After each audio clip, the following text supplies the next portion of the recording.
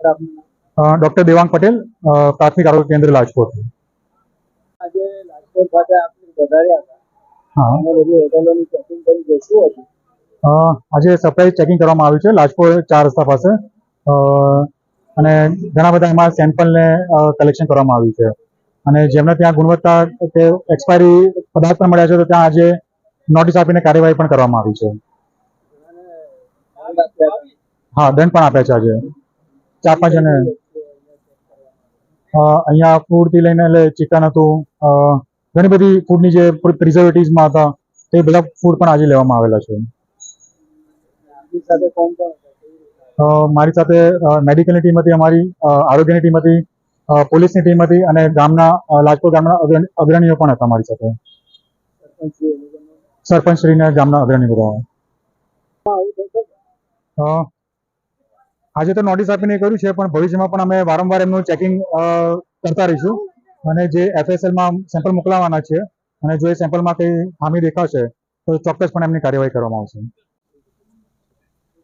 Sachin police station વિસ્તારમાં આજરોજ લાજપોર જે ગામ આવેલા છે ત્યાં બધી નોનવેજની અને બીજી ખાણીપીણીની ઘણી દુકાનો આવેલા છે। તો આજે હેલ્થ અધિકારી અને તલાટીશ્રી તથા સરપંચશ્રી સાથે રહીને અમારા પોલીસના ટીમ સાથે રહી તમામ જગ્યા ઉપર ફરી ત્યાં દુકાનો હતા એમાંથી ફૂડ સેમ્પલિંગના કાર્યવાહી કરવામાં આવેલા છે।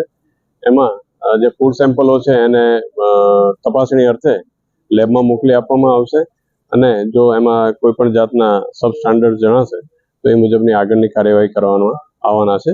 સાથે સાથે જ્યાં દેખીતી રીતે સીધા કોઈ હલકી ગુણવત્તાની વસ્તુ હતા તો એના દંડની કાર્યવાહી પણ કરવામાં આવેલી છે અત્યારે જ, અને બીજા જગ્યાઓ ઉપર જ્યાં ગંદકી હતી તો એ ગંદકીને પણ દૂર કરવામાં આવેલી છે, અને ભવિષ્યમાં એ પ્રકારના ગંદકી અહીંયા ઊભા ના કરે અન્યથા તંત્ર દ્વારા કાર્યવાહી કરવામાં આવશે એ પણ એમને તાકીદ કરવામાં આવી છે।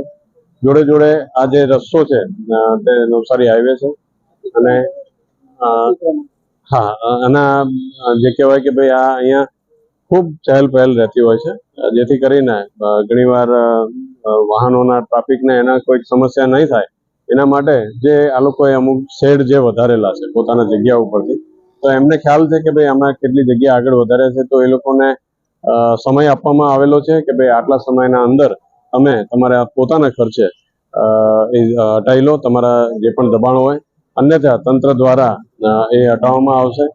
તો એ લોકોએ બિલકુલ બાંયધરી આપેલી છે કે અમે આ પોતાના જે પણ કોઈ શેડ વધારેલા છે અથવા બોર્ડ મારેલા છે તો અમે ઉતારી અને એના પોતાના પ્રોમાઇસીસમાં સમય જવાના છે।